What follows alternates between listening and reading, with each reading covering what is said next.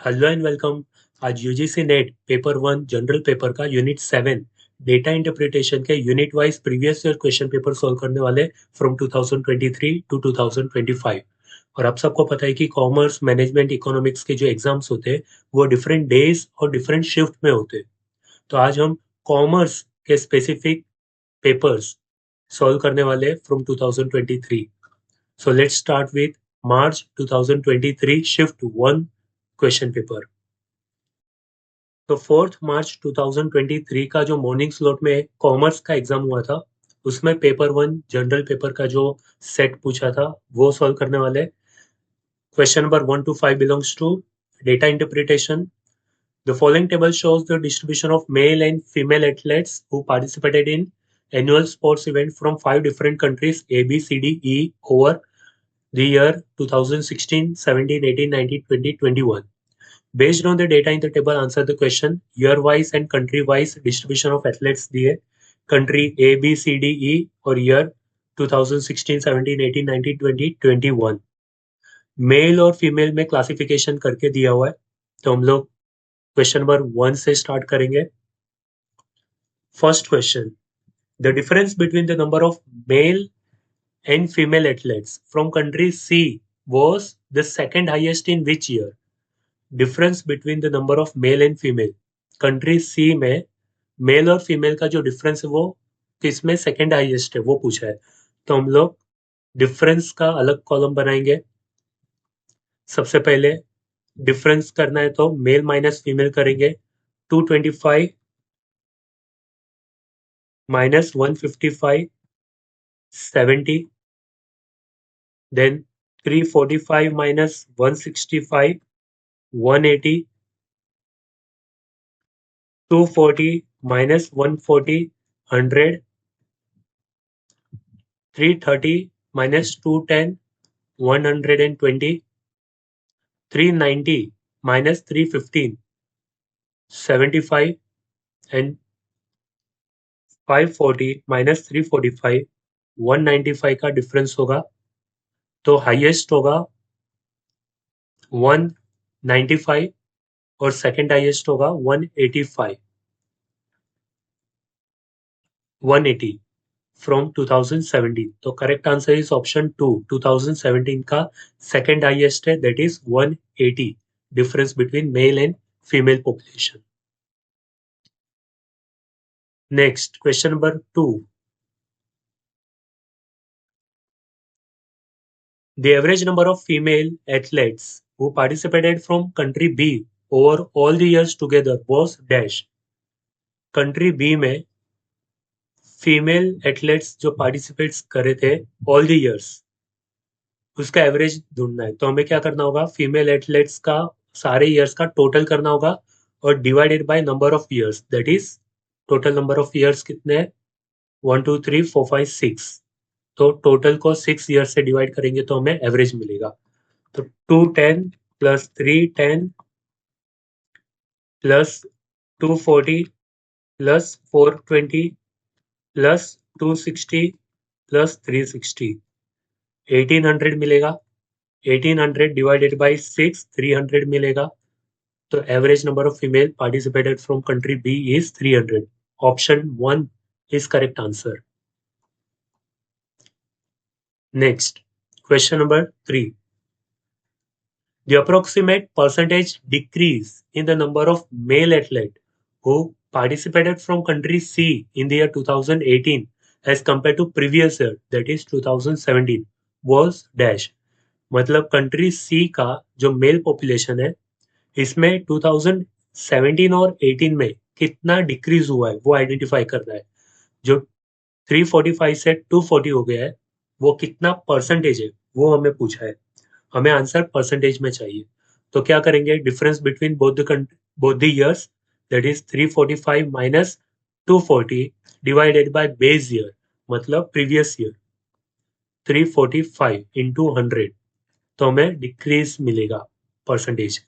तो 345 माइनस 240 105 मिलेगा।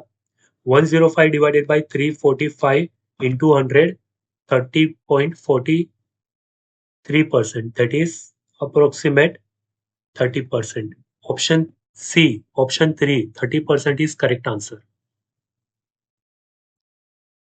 Next, question number 4. The number of female athletes who participated from country E, India 2020. Female athlete from country E in 2020, ये 460 was dash percentage of the total number of athletes who participated from country B in 2019. 2019 का country B में total participation जो था mail and female मिलाकर total number पूछा है, वो कितना परसेंटेज है वो पूछा है। तो 460 जो कंट्री ई का फीमेल पॉपुलेशन है 2020 का divided by 570 plus 420 country B का 2019 का male plus female population into 100 करेंगे तो हमें आंसर परसेंटेज में मिलेगा। तो 460 डिवाइडेड बाय 570 प्लस 420 कितना होगा, 990 होगा इनटू 100, तो 46.46% होगा। तो approximate 46%, option D, option 4, 46% is correct answer.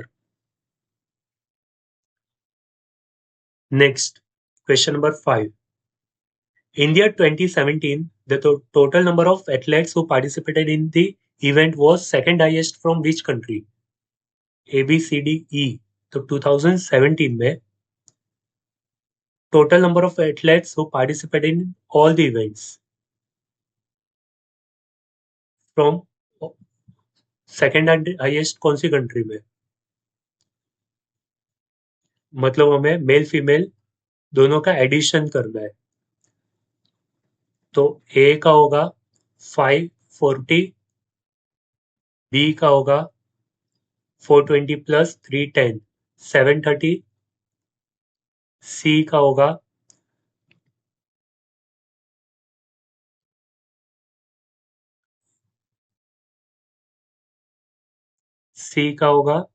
345 plus 165 510 510। Next 420 plus 315 735, D का होगा 735 और ई का 390 प्लस 260 650। तो फर्स्ट हाईएस्ट है 735 और सेकंड हाईएस्ट है 730। हमें पूछा है second highest from which country, तो कंट्री बी सेकंड हाईएस्ट होगा। Option 2 is correct answer, country B. Easy. So we have completed March 2023 shift 1 question paper. Let's start March 23 shift 2 question paper, जो 4th मार्च को slot 2 में पूछा गया था commerce की exam में। Question number 1 to 5 belongs to data interpretation. The following table shows the percentage distribution of 6 different types of items A, B, C, D, E, F produced by companies in the year 2020 and 21. Total number of items produced by company in the year 20 and 21 are 48,600 and 62,500. 2020 में 48,600 produce किया था और 62,500 2021 में produce किया था।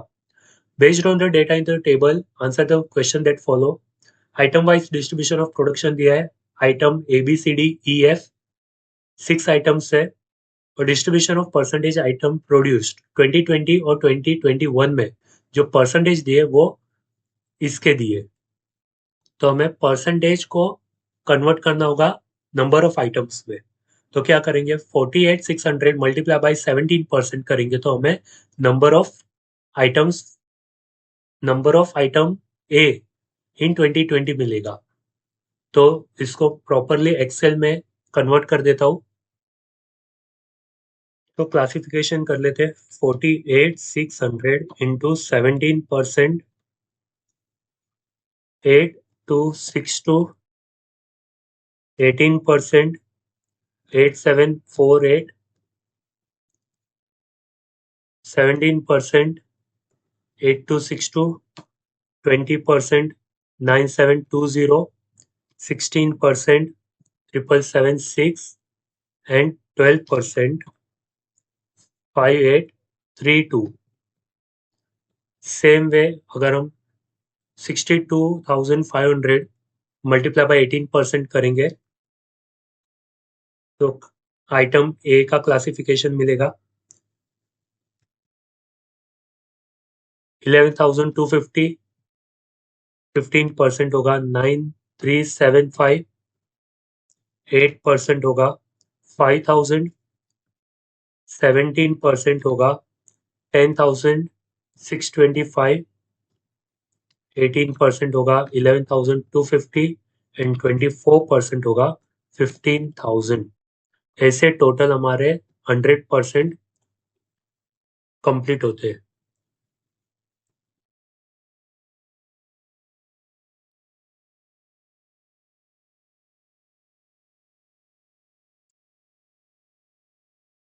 Done. अब question में क्या पूछा है देखते हैं। Question number 1, what is the total number of items of type C produced in the year 2020 and 21 together? Type C item में प्रोड्यूस किया गया नंबर ऑफ आइटम टोटल कितने हैं? 13,262। 13,262 option 2 is correct answer. Next, question number 2. Question number 2. The number of item of type B produced in 2020 is approximately dash percentage of the number of items of type B produced in 2021. Type B 2020 कितना percentage है 2021 का? तो formula बनेगा 8748 divided by 9375 into 100। तो हमें answer percentage में मिलेगा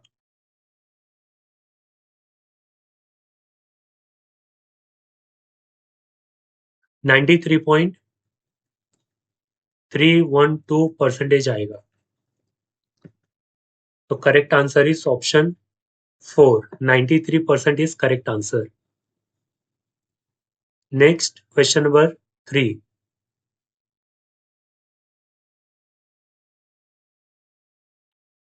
What is the ratio of number of item of type D produced in 2020 to the number of item of type F produced in 2021?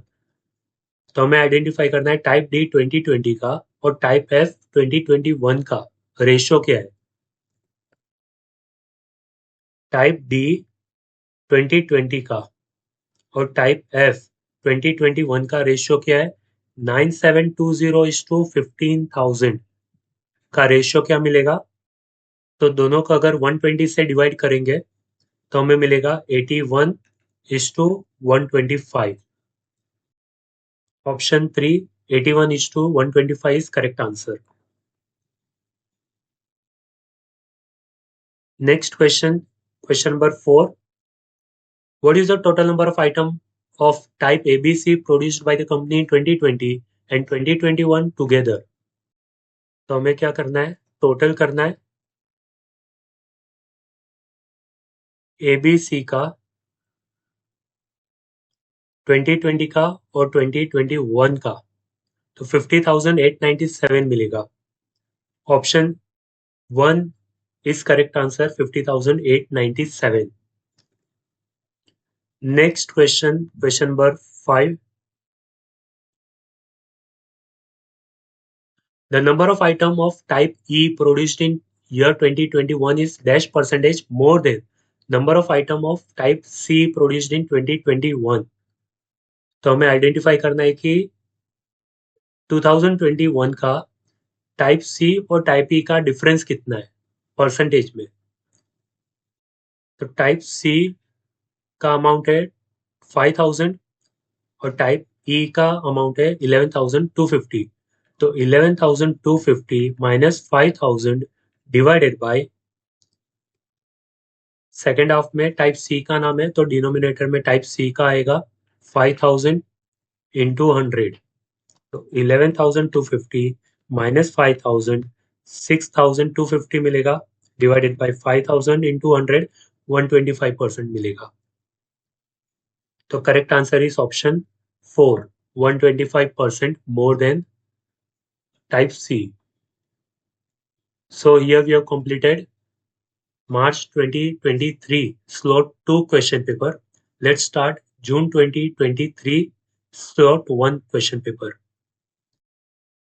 तो 13 जून को 9 to 12 के शिफ्ट में जो क्वेश्चन पेपर कॉमर्स का पूछा था उसमें पेपर 1 में डेटा इंटरप्रिटेशन के क्वेश्चन आए थे। Question number 1, the following table shows the net national income in lakh crore and per capita net national income in thousand of India during 5-year period from 2015-16 to 2019-20.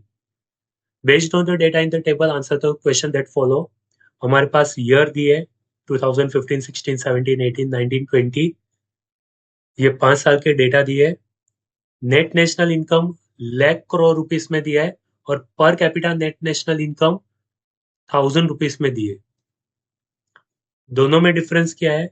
एक side net national income दिया है इन lakh crore rupees, दूसरी side जो दिया है वो net national income को total number of population से डिवाइड करके दिया है पर कैपिटा, और वो 1000 रुपीस में दिया है, 95,000, 105,000 ऐसे। तो प्रॉब्लम सॉल्व करने के टाइम पे कुछ प्रॉब्लम नहीं होगा, हम क्वेश्चन को अच्छे से फोकस करके पढ़ेंगे तो इजीली समझ में आएगा कि क्वेश्चन में क्या पूछा है। Okay, so question number 1, what is the average per capita net national income in 1000 rupees per year? हमें एवरेज आइडेंटिफाई करना है। एवरेज के लिए क्या करेंगे? Total per capita net national income को डिवाइड करेंगे नंबर ऑफ ईयर्स के साथ, तो टोटल 5 ईयर्स है, 5 ईयर्स के साथ डिवाइड करेंगे तो हमें मिलेगा एवरेज। तो 95 प्लस 105 प्लस 115 प्लस 126 प्लस 132 हमें मिलेगा 573 total per capita net national income. इससे डिवाइडेड बाय 5 ईयर्स करेंगे तो हमें मिलेगा 114.6। तो correct answer is option 2, average per capita income is 114.6.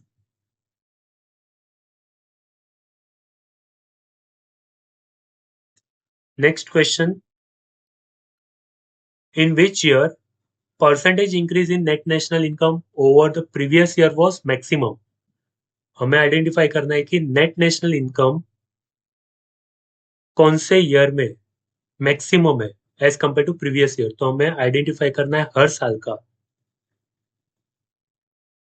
कि 2019-20 के कंपैरिजन में 2018-19 में कितना था, तो हमें परसेंटेज इंक्रीज मिलेगा। तो क्या करेंगे? फॉर एग्जाम्पल यहाँ पर जब भी हम कैलकुलेट करेंगे तो 2016-17 का जो डेटा है इसमें से माइनस करेंगे 2015-16 का डेटा और डिवाइड करेंगे 2015-16 का डेटा। डिवीजन में हमेशा बेस ईयर होगा, इंटू 100 करेंगे तो परसेंटेज मिलेगा। सिमिलरली जब नेक्स्ट ईयर का हमें कैलकुलेट करना होगा तो 2017-18 का जो डेटा होगा उसमें से माइनस करेंगे 2016-17 का डेटा डिवाइडेड बाय 2016-17 का बेस ईयर इंटू 100, तो हमें आंसर मिलेगा। तो स्टार्टिंग फ्रॉम फर्स्ट ईयर में तो नील होगा क्योंकि उसके प्रीवियस ईयर का डेटा हमारे पास अवेलेबल नहीं है। तो starting from 2016-17 136 minus 122 divided by 122 into 100, ये मिलेगा 11.47%।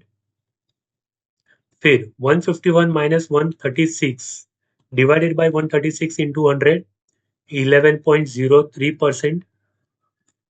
Next 167 minus 151 divided by 151 into 100, 10.60। और last 177 minus 167 divided by 167 into 100, almost 5.98 है तो 6% ले लेते। तो क्वेश्चन में पूछा है कि in which year the percentage increase in net national income over previous year was maximum. तो मैक्सिमम कितना है? 11.47 इन द ईयर 2016-17। तो option 4 is correct answer. 11.47 is correct answer. 2016-17 year. Next, question number 3.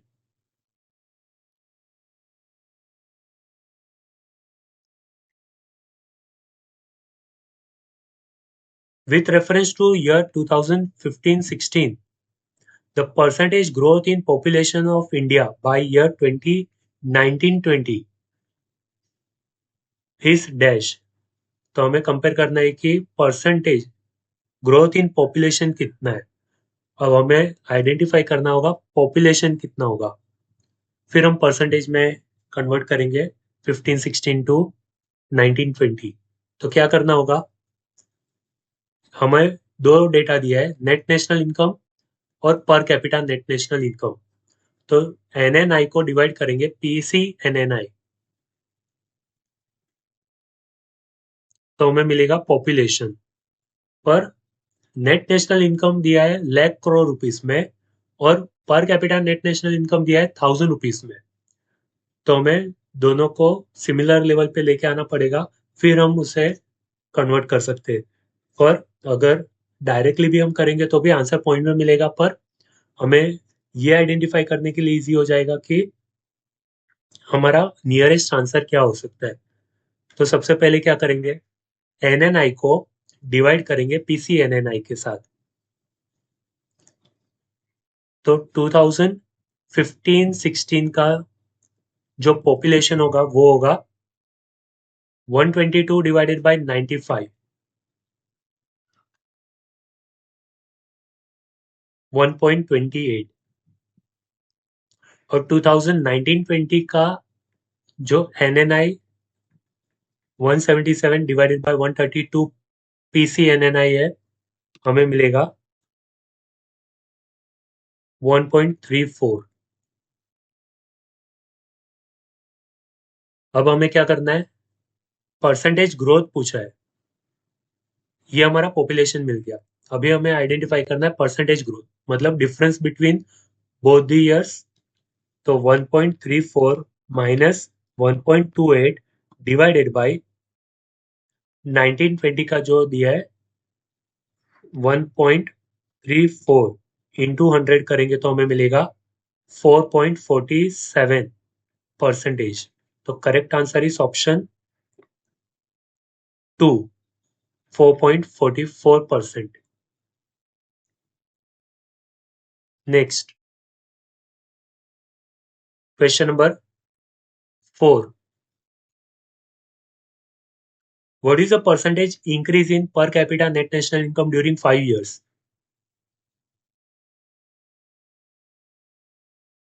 तो 2015-16 से 2019-20 कितना परसेंटेज इंक्रीज हुआ वो identify करना है। तो क्या करेंगे, 132 माइनस 95 डिवाइडेड बाय 95 इंटू 100 करेंगे तो हमें आंसर मिलेगा 38.95%। तो correct answer is option 1, 38.94%। Next, question number 5. Assuming that per capita net national income grows beyond 2019-20 at the average annual rate of increase in percentage of the period 2015-16 to 2019-20, what will be its value in thousand rupees at the end of year 2021? हमें पूछा है कि अगर per capita net national income annual average growth rate से increase होते रहे तो 2020-21 में कितना होगा। तो हमें क्या करना होगा, हर साल का परसेंटेज ग्रोथ निकालना पड़ेगा। उसके लिए क्या करेंगे, next year minus previous year divided by base year that is previous year into 100 करेंगे तो हमें परसेंटेज में आंसर मिलेगा। फर्स्ट ईयर का नील होगा, सेकेंड ईयर में 105 माइनस 95 डिवाइडेड बाय 95 इंटू 100 10.53, फिर 115 minus 105 डिवाइडेड बाय 105 इंटू 100 करेंगे तो 9.52 मिलेगा। फिर 126 माइनस 115 डिवाइडेड बाय 115 इंटू 100 9.56 मिलेगा। फिर 132 माइनस 126 डिवाइडेड बाय 126 इंटू 100 करेंगे तो 4.76 मिलेगा। अब क्या करेंगे, divided by number of years करेंगे 4 ईयर्स, 1 2 3 4, सबका टोटल कर लो। 10.53 प्लस 9.52 प्लस 9.56 प्लस 4.76 34.37 मिलेगा। डिवाइडेड बाय 4 ईयर्स करेंगे तो हमें मिलेगा 8.59%। ये 8.59% को 132 में ऐड कर देना है। 132 प्लस 8.59% 143.33 मिलेगा। तो correct answer is option 4, 133.34 is correct answer.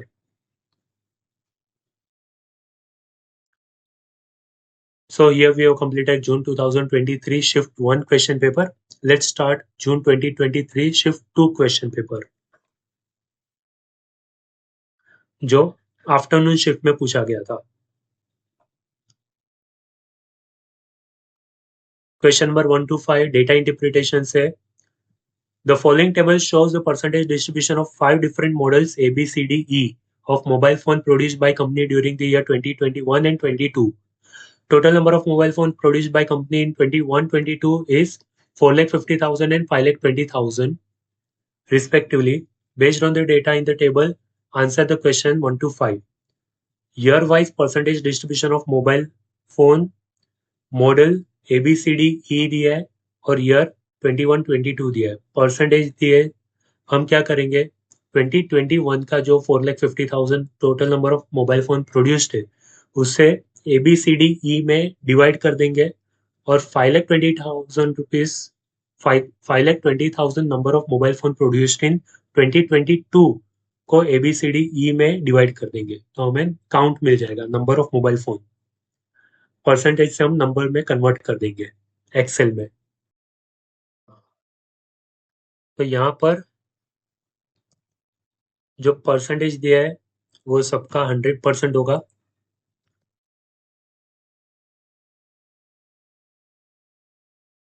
उसके हिसाब से 4,50,000 को डिवाइड करना है।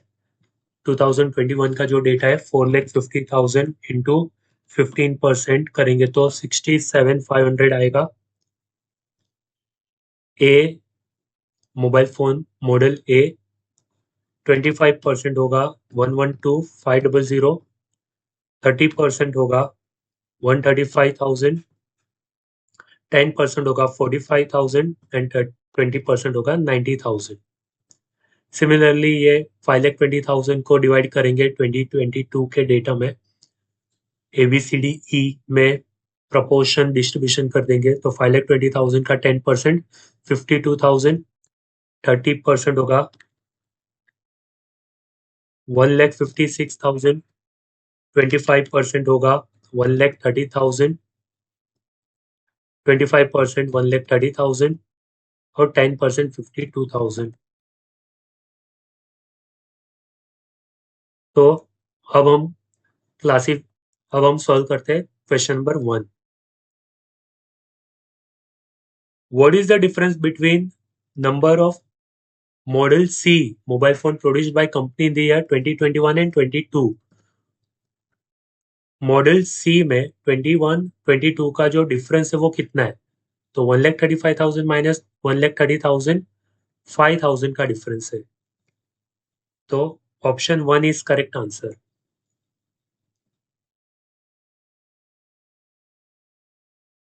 Next question number 2। If 85% of number of model E mobile phone was produced during the year 21 and 22 were sold, total mobile phone produced किया था 100%, produced, इसमें से 85% सोल्ड है, मतलब 15% अनसोल्ड रह गया. Then how many model E mobile phone were left unsold by the company. Model E का देखना है. मॉडल ई 2020 एंड 22 में टोटल काउंट कितना है? 90,000 प्लस 52,000, 1,42,000 मिलेगा. ये 100% है. इसका 15% अनसोल्ड रह गया, which is 21,300. The correct answer is option 2. 21,300 remained unsold. Question number 3. If the number of model A mobile phone produced by the company in 22 was same as that in 21, अगर model ए का जो 21 का production है वही अगर 22 में production होता, then what would have been its approximate percentage share in total production of 22. तो 22 का टोटल प्रोडक्शन में ये परसेंटेज क्या होता? तो हमें क्या करना है, 2022 का ए का काउंट है 67,500, डिवाइड करना है टोटल ऑफ 22 में, इंटू 100 करेंगे तो हमें परसेंटेज मिलेगा. तो अगर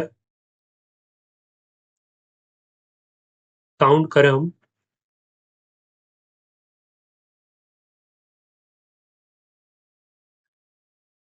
53, 5,35,500 होता. तो 67,500 डिवाइडेड बाई 5,35,500 इंटू 100 करेंगे तो मिलेगा 12.60%. 12.60%, that is approximate 13%. The correct answer is option 2, 13%. Next, question number 4. The number of mobile phone of model B in 22 is approximate dash percentage more than the model D in 21. B22 और D21 का difference पूछा है percentage में. B22 और D21, तो 1,56,000 minus 45,000 divided by denominator में D आएगा 45,000 into 100 करेंगे तो 246.67% आएगा. तो 247%, option 4 is correct answer. Next, question number 5. What is the ratio of number of mobile phone of model CDE in 22 to the mobile phone of model B, C and D in 21? हमें 22 का CDE लेना है और 21 का BCD लेना है. Total count लेके ratio में कन्वर्ट करते हैं. CDE ये तीनों का टोटल चाहिए, विच इज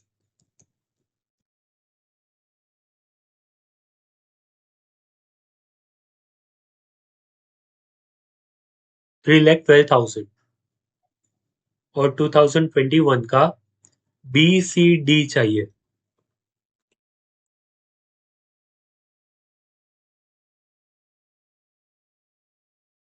तो रेशियो मिलेगा 16:15. Option 3 is correct answer. So we have completed June 2023 shift 2 question paper. Now let's start with December 23 shift 1 question paper. 7 दिसंबर को शिफ्ट 1 में जो पूछा था कॉमर्स के पेपर में, वो स्टार्ट करते हैं.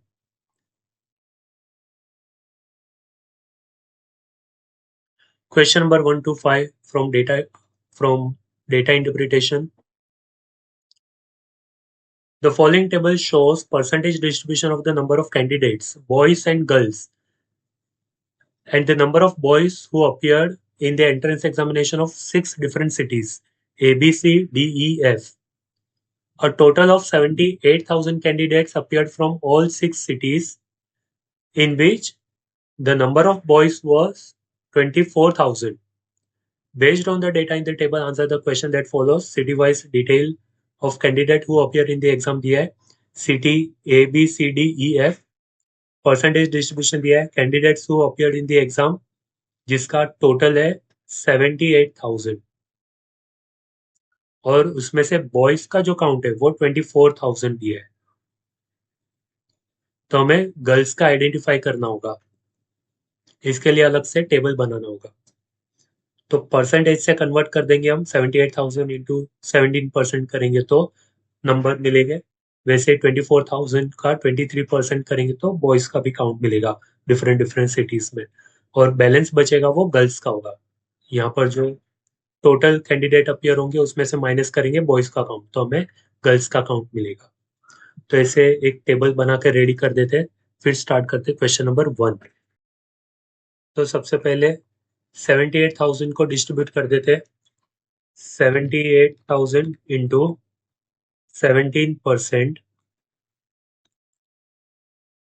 13,260, 13.5%, 10,530, 15%, 11,700, 20%, 15,600, 8.5%, 6,630, 26%, 20,280.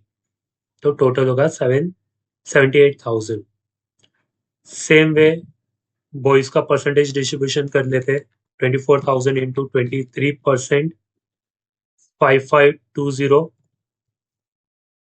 20%, 4,800, 17%, 4,080, 10%, 24,000, 21%, 5,040, 9%, 2,160.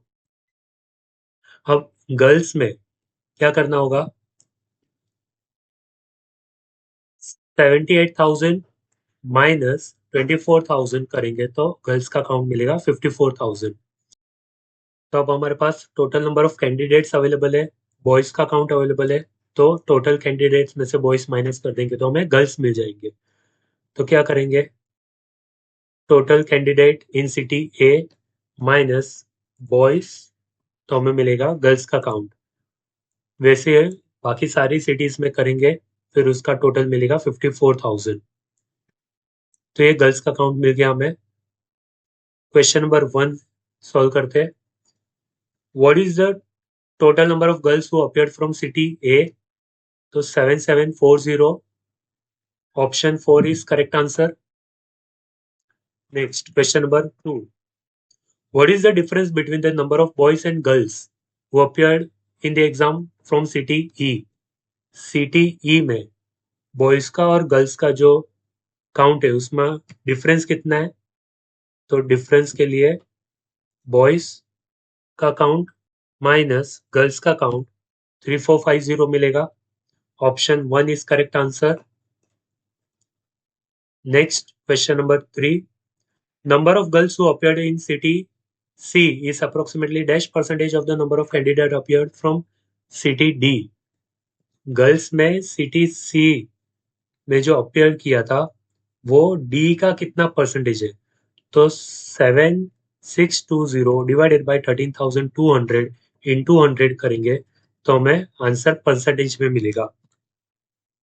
7620 डिवाइडेड बाय 13,200 इंटू 100 57.73% है.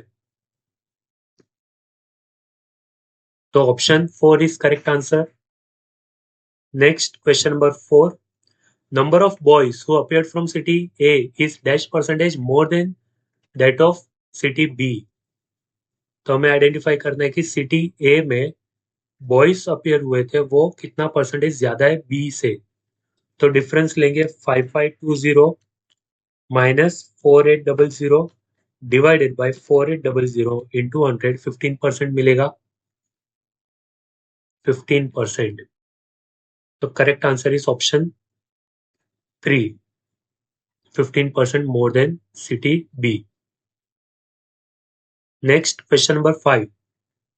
Number of girls who appeared from city F is approximately dash percentage of the number of girls who appeared from all 6 cities together. तो हमें सिटी F का percentage count करना है total number of girls appeared से. तो F divided by total into 100 करेंगे तो answer मिल जाएगा. F सिटी में जो गर्ल्स का काउंट था वो था 18,120. तो 18,120 डिवाइडेड बाय टोटल काउंट है 54,000 इंटू 100 33.55% मिलेगा. 33.55%. Option 3 is correct answer. So here we have completed December 2023 question paper. Now let's start with 2024 question paper. तो 3 सितंबर 2024 में शिफ्ट 1 में पूछा गया क्वेश्चन पेपर कॉमर्स का पेपर 1 सॉल्व करते. The following table shows the number of people in lakh living in 5 different cities A, B, C, D, E, along with the ratio of number of people in the 3 different age group 1, 2, and 3 among them. People are classified in 3 ages group as group 1, 0 to less than 21 years, group 2, 21 to less than 41 years, and group 3, 41 years and above. Based on the data in the table, answer the question. तो city A, B, C, D, E 5 cities दी है, number of people in lakhs दी है और ratio तीनों group का ratio दिया है 1:2:3.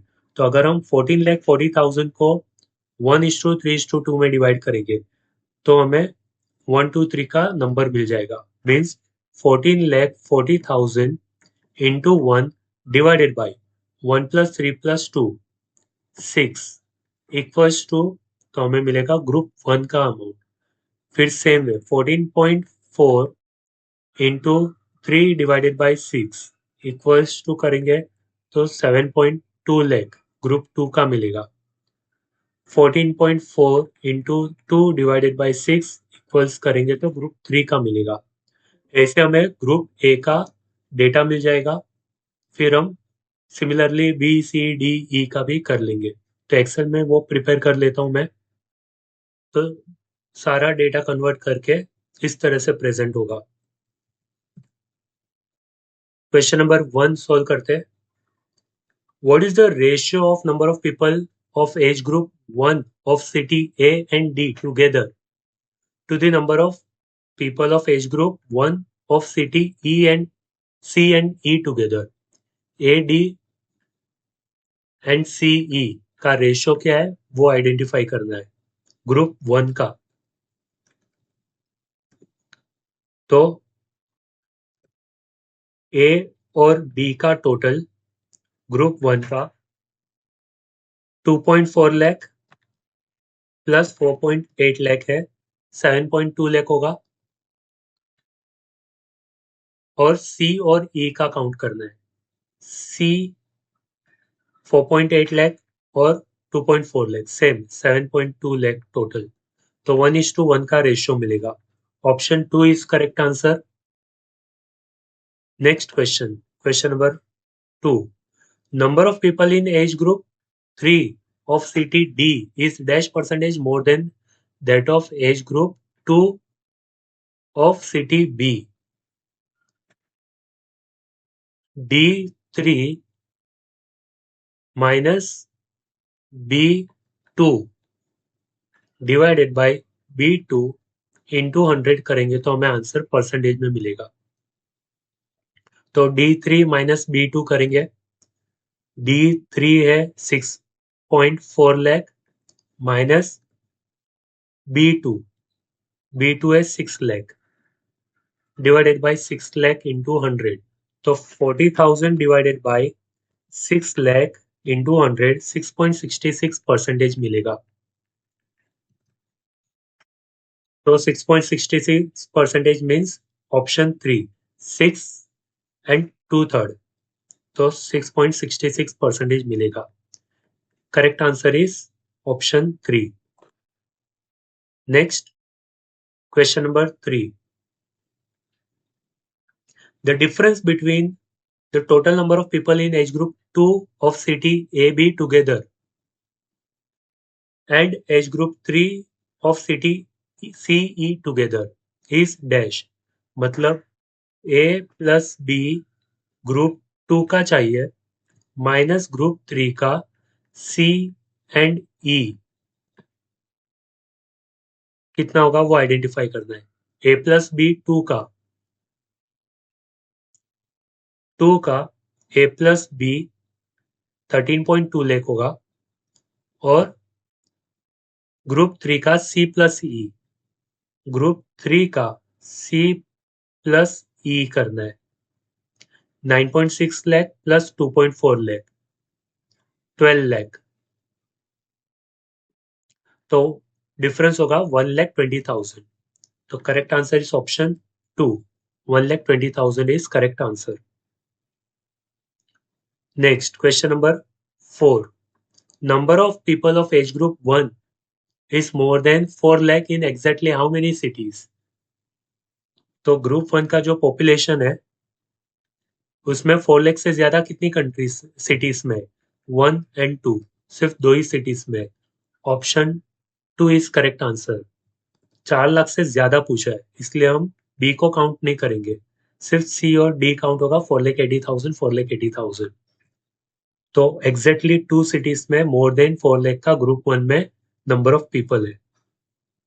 Next question number 5 for city C if the number of people who will turn 21 years of age next year is 16,000 the number of newborn will be 32,000 and the number of people in the age group 3 will remain the same then what will be the new ratio of people in different age group तो यहाँ पर age group 1 2 और 3 दिया है city सी में जो age group 1 है उसका काउंट है 4.8 लाख 4.8 लाख 9.6 लाख ग्रुप 1 में 4.8 लाख ग्रुप 2 में 4.8 लाख एंड ग्रुप 3 में 9.6 लाख है अब बोलेगी ग्रुप सिटी सी में if the number of people who will turn 21 years of age next year is 16,000 group 1 में जो 21 years के एज के लोग हैं वो नेक्स्ट ईयर चले जाएंगे ग्रुप 2 में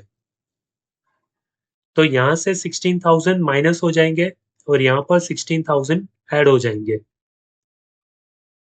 similarly the number of newborn will be 32,000 तो ग्रुप 1 में 32,000 ऐड हो जाएंगे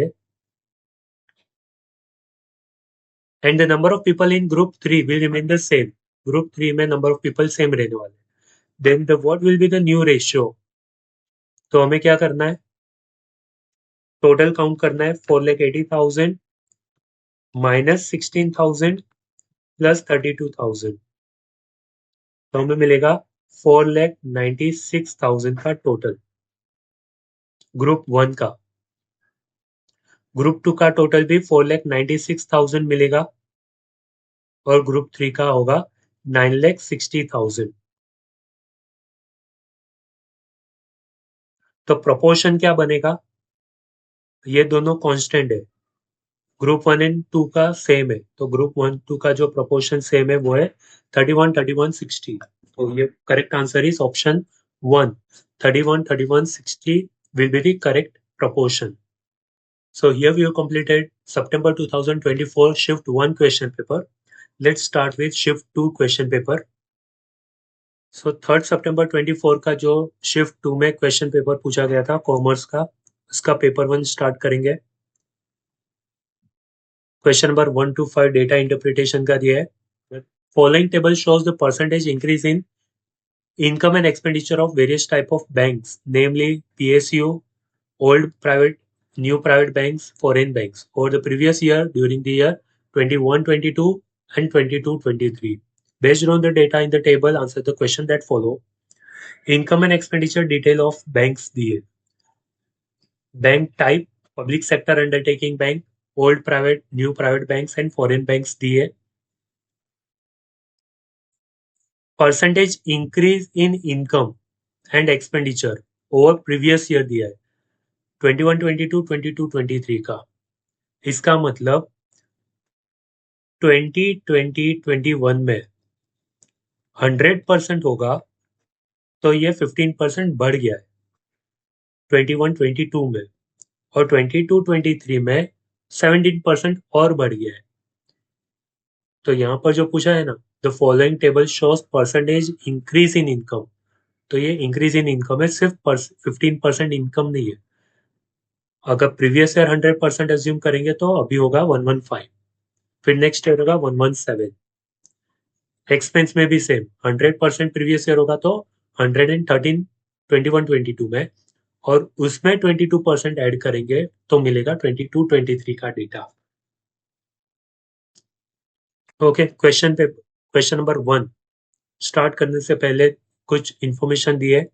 इन the about table meaning of any figure x percentage is as follows. Point number 1, x percentage in 21-22 means income or expenditure in 21-22 is x percentage more than that in 2021। Clear, जो हमने पहले discuss किया वही 2021 का 100 assume करना पड़ेगा। And second point, x percentage in 22-23 means income and expenditure in 22-23 is x percentage more than that in 21-22। तो इसका भी मीनिंग सेम होता है। क्वेश्चन नंबर 1 से स्टार्ट करते हैं। Question number 1, consider the income of PSU Bank in 2021 as 100 lakh crore.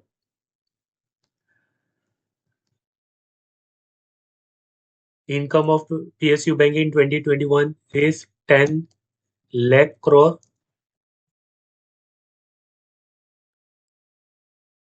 If the expenditure of PSU Bank in 22-23 is equal to the income of PSU Bank in 2021, तो यही 10 lakh crore expense है PSU bank का 22-23 का। तो आगे पूछा है, then the income of PSU bank in 22-23, income of PSU bank in 22-23 will be approximately dash percentage more than the expenditure of PSU bank in 21-22। Expense of PSU bank in 21-22 से कितना percentage ज्यादा होगा वो हमें identify करना है। तो सबसे पहले हमें सबका अमाउंट आइडेंटिफाई करना होगा। इसके लिए क्या करेंगे, परसेंटेज को कन्वर्ट कर देंगे। For example, if 10 lakh crore of income 2021 का 100% है, तो नेक्स्ट ईयर क्या होगा, तो नेक्स्ट ईयर होगा 15%। 15% ऐड करना है, तो 10 लाख प्लस 15% हमें मिलेगा 11,50,000, और 11,50,000 में 17% ऐड कर देंगे तो हमें मिलेगा 134,5500, 13,45,500 मिलेगा। सेम वे अगर एक्सपेंस है 10 लाख करोड़ 22-23 का, तो हमें 20-20-21, 21-22 और 22-23 का अमाउंट आइडेंटिफाई करना है। तो 10 लाख करोड़ से 22-23 का ये 100% होगा, तो हमें कन्वर्ट करना होगा पहले। तो यहाँ पे 113 और 113 में 22% ऐड कर देंगे तो हमें मिलेगा ये 137.86। तो क्रॉस मल्टीप्लाई करेंगे इसके साथ तो हमें मिलेगा ये वाला डेटा। फिर हम ये भी डेटा आइडेंटिफाई कर सकते हैं।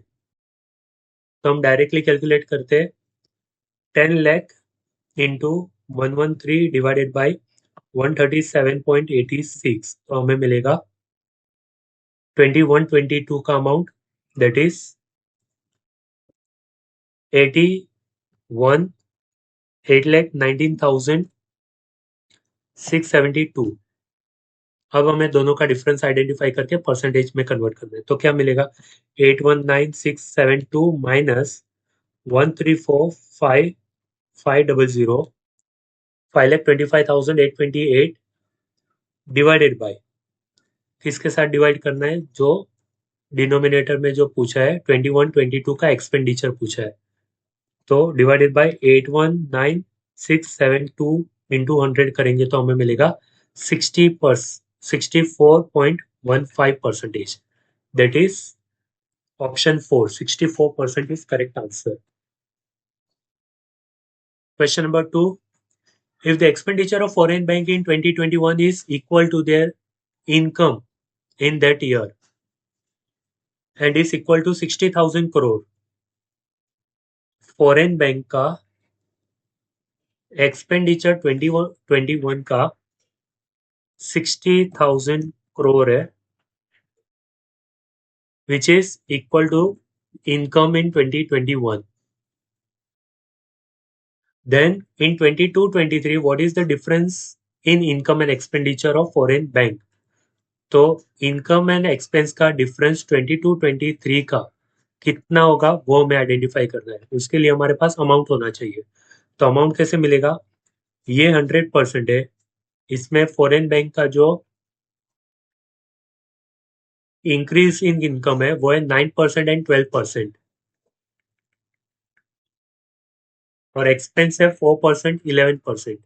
तो first year 100% plus second year 4% increase होगा और थर्ड ईयर 11% इंक्रीज होगा. तो 60,000 प्लस 9% हमें मिलेगा 65,400, और उसमें 12% इंक्रीज कर देंगे तो मिलेगा 73,248. सेम वे एक्सपेंस 2020-21 का 60,000 करोड़ है, उसमें 4% ऐड कर देंगे तो नेक्स्ट ईयर का मिलेगा 62,400, प्लस 11% ऐड करेंगे तो 69,264. तो हमें पूछा है कि इन दोनों का डिफरेंस कितना है. तो 73,248 माइनस 69,264 हमें मिलेगा 3,984. That is option 1 is correct answer. Question number 3. Consider the income of new private banks in 21-22 as 8,000 crore. Income of new private bank in 21-22 is 8,000 crore. If the expenditure of new private bank in 21-22 is same as their income, expense भी उस साल का same है, then the difference in income of new private sector bank in 21-22 and 22-23 will be approximately dash percentage of the difference in expenditure in 21-22 and 22-23. New private sector bank का पूछा है. तो 22-23 का जो डिफरेंस होगा वो कितना परसेंटेज होगा 22-23 के डिफरेंस के साथ, ये पूछा है. तो अब हम क्या करेंगे, अगर 21-22 8,000 करोड़ है तो 22-23 में कितना होगा?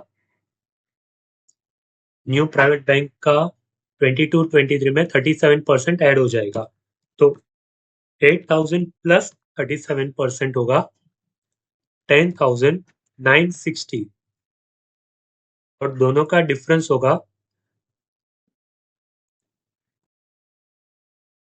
2,960. सेम वे एक्सपेंस 22-23 का कितना होगा? 8,000 प्लस 44%, तो 8,000 प्लस 44% होगा 11,520, और एक्सपेंस का डिफरेंस होगा 3,520. तो हमें आइडेंटिफाई करना है कि 22-23 का इनकम का जो डिफरेंस है वो 22-23 का जो एक्सपेंस का डिफरेंस है उसका कितना परसेंटेज होगा. तो 2,960 डिवाइडेड बाय 3,520 इंटू 100 करेंगे तो 84% मिलेगा. तो question number 3. 84% is correct answer. Option 3 is correct answer, 84%. Question number 4. In 21-22, if the income of PSU bank is twice the expenditure of foreign bank, तो foreign bank का expense 21-22 का x assume करेंगे, तो PSU bank का जो income है वो 2x होगा. Then in 22-23, what will be the ratio of income of PSU bank to the expense of foreign bank? तो मैं आइडेंटिफाई करना कि 22-23 का इनकम और 22-23 का एक्सपेंस फॉरेन बैंक का रेशियो क्या होगा. Income of PSU bank in 22-23 और expense of foreign bank in 22-23 का रेशियो क्या है वो आइडेंटिफाई करना है. अब ये कैसे पता चलेगा, तो हमारे पास कुछ डेटा अवेलेबल है टेबल में. फॉरेन बैंक का जो एक्सपेंस है वो 4% है 21-22 में. तो अगर हम 2021 में 100 अज्यूम करते हैं तो 21-22 में हो जाएगा 104. 4% ऐड कर देना है. और बोला है कि 21-22 का जो इनकम है पीएसयू बैंक का वो डबल है एक्सपेंस ऑफ फॉरेन बैंक. तो 104 का डबल हो जाएगा 208. अब ये 104 में ऐड करेंगे 22-23 का फॉरेन बैंक का परसेंटेज, दैट इज 11%. तो 104 प्लस 11% 115.44 आएगा. और यहाँ पर income of PSU bank in 22-23 increase होगा 208 प्लस क्या करेंगे 17%. तो 208 प्लस 17% हमें मिलेगा 243.36. अब 243.36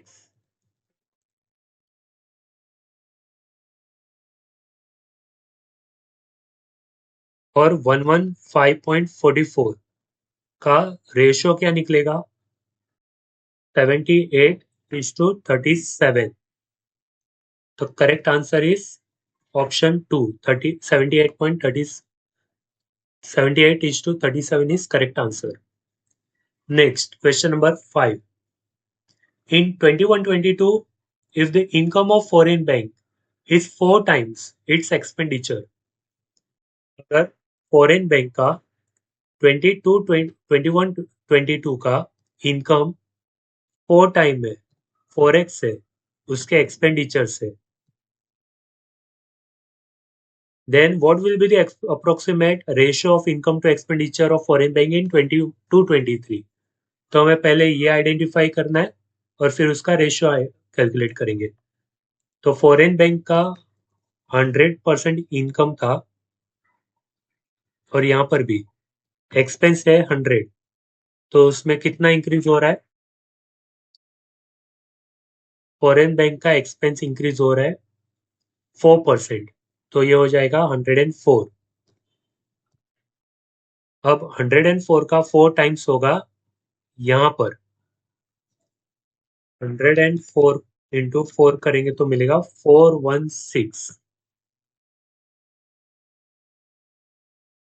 416 में 12% ऐड करेंगे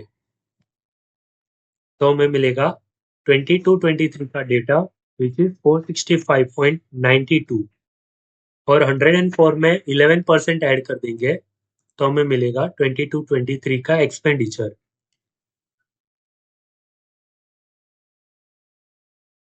115.44. तो हमारा रेशियो क्या निकल के आया, अराउंड 4:1 का रेशियो है. तो correct answer is 4:1. Option 2 is correct answer. So we have completed September 2024 shift 2 question paper. Let's start 2025 question paper. तो 7 जनवरी 2025 का शिफ्ट 1 का क्वेश्चन पेपर कॉमर्स का एग्जाम था और paper 1 question number 1 to 5 data interpretation के related था. The following table shows the percentage profit earned by two companies A and B over the 6 years from 2018 to 2023. Based on the data in the table, answer the question that follow. Year-wise profit, details of two companies, percentage profit earned by company A and B. Year दिया है 2018, 19, 20, 21, 22, 23 का. ये सारे percentage of profit है. और profit का formula क्या दिया है? Percentage profit equals to income minus expenditure divided by expenditure into 100. तो ये फॉर्मूला याद रखना. हमें जब भी क्वेश्चन सॉल्व करेंगे तो उसमें ये फॉर्मूला अप्लाई करना होगा. तो स्टार्ट करते हैं question number 1. If in the year 2021 the expenditure of company A was equal to the expenditure of company B, अगर 2021 में जो एक्सपेंस है, यहाँ पे जो डेटा दिया है वो प्रॉफिट का दिया है, पर अगर 21 का एक्सपेंस ए का और बी का सेम है, इक्वल है, then what was the ratio of their respective income. तो उनकी इनकम का रेशियो क्या होगा वो हमें पूछा है. तो सबसे पहले क्या करेंगे, 2021 का ए और बी का एक्सपेंस सेम है, हमें पूछा है इनकम का रेशियो क्या होगा. तब क्या करेंगे, हम फॉर्मूला अप्लाई करेंगे. फॉर्मूला में क्या होगा, तो जो प्रॉफिट का फॉर्मूला है वो है income minus expense divided by expense into 100 equals to profit in percentage.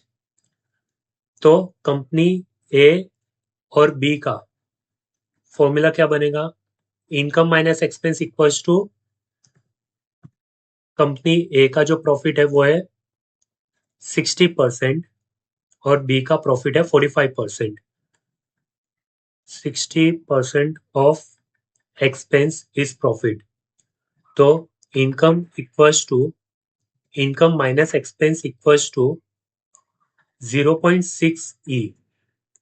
तो income equals to E plus 0.6 E. तो income equals to 1.6 E. B company का income minus expense equals to 45% of expense है, means income minus expense equals to 0.45 E. तो income equals to E plus 0.45 E means income equals to 1.45 E. तो जो ratio मिला वो है 1.6 is to 1.45. Question में 1.6 is to 1.45 नहीं दिया है, तो हमें इसे कन्वर्ट करके देखना होगा. दोनों को 20 से मल्टीप्लाई करेंगे तो मिलेगा 32 इज टू 29. तो option 2 is correct answer. Ratio between A and B company, ratio of income is 32 is to 29. Next, question number 2. For company B, if the income in the year 2018 was equal to expense in the year 2020, company B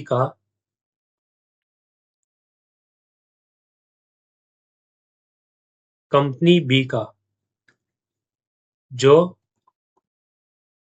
2018 का income है,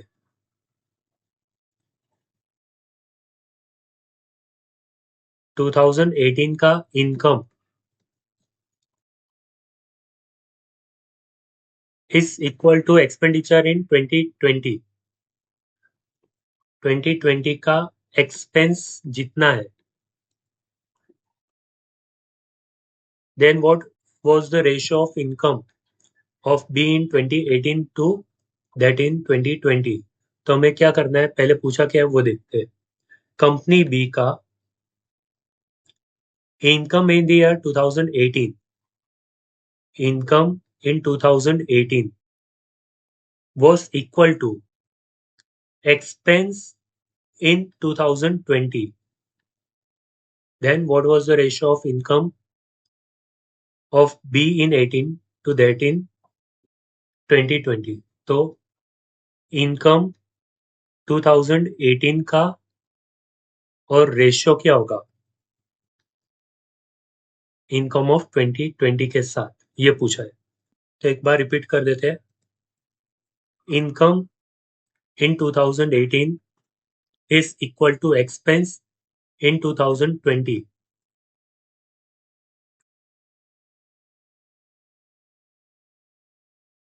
तो पहले ये formula solve कर लेते कि कितना है इनकम एंड एक्सपेंडिचर, वो आइडेंटिफाई कर लेते। तो 2018 का जो प्रॉफिट है 25% है, तो income minus expense divided by expense into 100 is 25%। और यहाँ पर 2020 का जो है वो 50% है profit. Income minus expense divided by expense equals to 50%। तो ये फॉर्मूला को और थोड़ा एक्सटेंड करते हैं। Income minus expense equals to 25E, या फिर परसेंटेज है तो 0.25E कर देते हैं। और यहाँ पे income minus expense equals to 0.5E हो जाएगा। तो income equals to 1 plus 0.25E, that is 1.25E हो जाएगा 2018 का इनकम। और यहाँ पे income equals to 1 plus 0.5E, मतलब 1.5E हो जाएगा 2020 का income. But as we all know that income of 2018 is equal to expense of 2020. So instead of writing E 2020, we can write I 2018. So income of 2020 जो हमें identify करना है यहाँ पर इक्वल्स टू 1.5 E 2020 के बदले हम लिखेंगे I 2018। तो 1.5 मल्टीप्लाई बाय I 2018 कितना है? I 2018 1.25E है, तो 1.875E हो जाएगा। ये हो गया 1.875 और I 2018 कितना है? 1.25E। तो इन दोनों को 8 से मल्टीप्लाई करेंगे तो ये मिलेगा 15 और 1.25 इंटू 8 मिलेगा 10। 10:15, दैट इज 2:3 का रेशियो मिलेगा। Option 1 is correct answer. Next question number 3। In year 23, if the income of company B was 70 crore, income of company B, income is 70 crore, then what was the expenditure of company B? तो expense कितना होगा वो हमें identify करना है। अब हमारे पास क्या डेटा अवेलेबल है? 2023 का कंपनी बी का प्रॉफिट अवेलेबल है 40%। तो वो फॉर्मूला लिख देते हैं, income minus expenditure divided by expenditure into 100 equals to 40% of expenditure. और यही फॉर्मूला को फर्दर एक्सपांड करेंगे तो मिलेगा income minus expense equals to 0.4E। Therefore income equals to 1 plus 0.4E। So income equals to 1.4E। Clear? But income is 70 crore, तो 70 crore equals to 1.4E, तो E equals to 70 crore divided by 1.4। तो 70 crore divided by 1.4 equals to 50 crore. तो expense मिल गया 50 crore. Correct answer is option 4। Next question number 4। In year 22, if the income of company B was 52 crore and expense of both the company A and B was same, then what was the average of income of both the company A and B? तो हमें पूछा है कि 2022 में income 52 crore है company B का 2022 में। Company B का income is 52 crore and expense of both the companies were same, मतलब कंपनी ए का expense equals to company B का expense. Then what was the average of income of both the companies? तो हमें identify करना है कि income of A plus B divided by 2 equals to how much. तो formula apply करते हैं। 2022 में income minus expenditure divided by expenditure into 100 equals to dash percentage. Profit कितना है? 2022 में कंपनी बी का प्रॉफिट है 30%।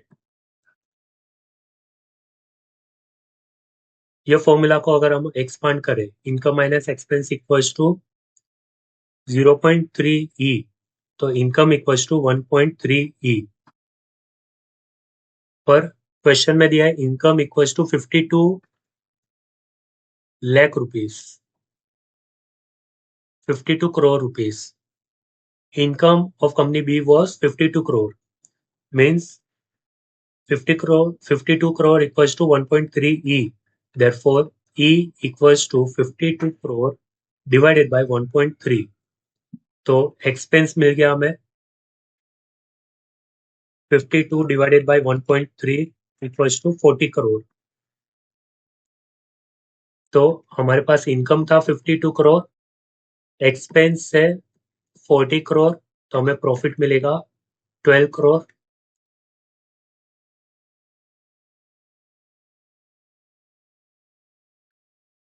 अब बताए कि expense of both the companies A and B were same, तो एक्सपेंस ये बी कंपनी का उतना ही ए कंपनी का होगा, that is 40 crore rupees. Then what was the average of income of both the companies A and B? तो income of A and B का average कितना होगा? तो इस फॉर्मूला में income of company B 52 crore rupees है, वो पता चल गया। अभी हमें आइडेंटिफाई करना है कि इनकम ऑफ कंपनी ए कितना है। तो फिर से फॉर्मूला अप्लाई करेंगे और परसेंटेज प्रॉफिट देखते हैं। कंपनी ए का 2022 का जो डेटा है वो 45% है।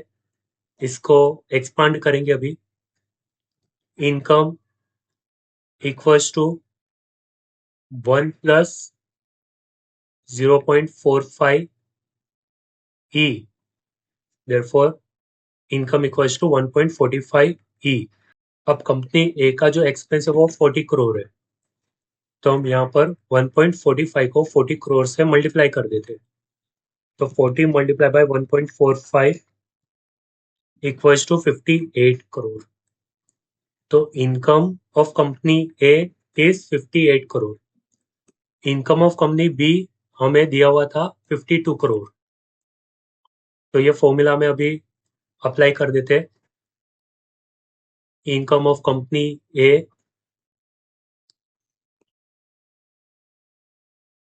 Is 58 crore plus company B का इनकम दिया हुआ था 52 करोड़, डिवाइडेड बाय 2 करेंगे तो हमें एवरेज मिलेगा 58 प्लस 52 डिवाइडेड बाय 2 55।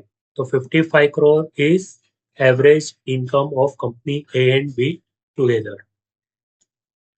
तो correct answer is option 3। Last question, question number 5. If the ratio of expenditure of company A in 2019 and 2023 is 4:3, then the income of company A in 2019 is dash percentage more than the income of company A in 2023. So फिर से formula में convert कर देते। If the ratio of expenditure of company A का जो expense है उसका ratio 2019 and 2023 का 4:3 है, then income of company A in 2019 is dash percentage more than income of company A in 2023. हमें परसेंटेज में आइडेंटिफाई करना है। तो क्या करेंगे, सबसे पहले फिर से फॉर्मूला अप्लाई करके चेक करते हैं। Income minus expenditure divided by expenditure equals to profit percentage मिलेगा। तो 2019 और 2023 का जो प्रॉफिट है वो पहले चेक करते हैं। 2019 का कंपनी ए का जो प्रॉफिट है वो है 25%, 23 का 50% है। तो 25 एंड 50% हमारे पास डेटा अवेलेबल है। 25% है 2019 का और 50% है 2023 का प्रॉफिट परसेंटेज है। तो इसको पहले कन्वर्ट कर देते हैं फॉर्मूला में। Income equals to 1.25 expense and income equals to 1.5 expense. ये 2019 का डेटा और ये 2023 का डेटा। अब एक्सपेंस है 4:3, तो यहाँ पर जो ई है उसको रिप्लेस करते हैं 4 और 3 के साथ। तो 1.25 इंटू 4 एंड 1.5 इंटू 3, तो ये मिलेगा 1.25 इंटू 4 5 और ये 1.5 इंटू 3 4.5। 5:4 का भी रेशियो मिला है। तो अभी हमें जो आइडेंटिफाई करना है, इनकम ऑफ 2019 और 2023 का जो इनकम है उसका डिफरेंस पता करना है परसेंटेज में। तो 5 माइनस 4.5 डिवाइडेड बाई 23 का है 4.5 इंटू 100। तो 0.5 डिवाइडेड बाई 4.5 इंटू 100 करेंगे तो मिलेगा 11.11%। तो 11.11% कैसे मिलेगा? 100 divided by 90, 100 divided by 9 equals to 11.11%. तो option 4 is correct answer. 100 divided by 9%, that is 11.11%. So here we have completed 2023 to 2025 data interpretation unit 7 का unit wise question paper specifically asked in commerce. So happy learning. Bye.